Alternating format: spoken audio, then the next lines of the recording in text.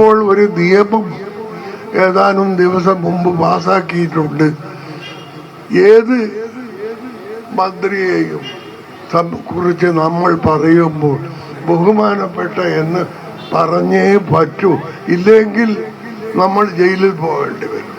അതുകൊണ്ട് ഈ വയസ്സുകാലത്ത് 97ന്റെ പടിവാതിൽക്കലാണ് ഞാൻ നിൽക്കുന്നത്. നിസ്സാര കാര്യമല്ല. ജയിലിൽ പോകുന്നതിന് മുമ്പായി പിടിച്ചിട്ട് തന്നെ പോലീസുകാരൻ ശരിപ്പെടുത്തും. ഒരൊറ്റടിക്ക് മരിച്ചു പോകും. അതിനൊന്നും ഇടവരുത്താതിരിക്കാനാണ് ഞാൻ ബഹുമാനപ്പെട്ട ഒരു സ്വകാര്യം പറയാം. സത്യത്തിൽ ബഹുമാനമൊന്നുമില്ല.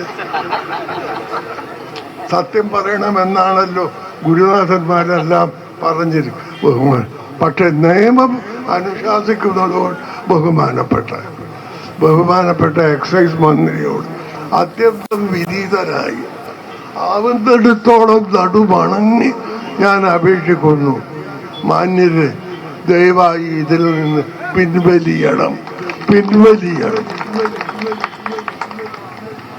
ഞാൻ ആദ്യം തന്നെ പറഞ്ഞു, ലഹരി ചെറുതോ വലുതോ എന്നൊന്നുമില്ല. ചിലത് ഒരു തവണ നക്കിയാൽ മതി. പല രൂപത്തിലും അതുണ്ട്. ഒരു തവണ നക്കിയാൽ മതി, ജീവകാലം മുഴുവൻ അതിൻ്റെ അടിമയാകും.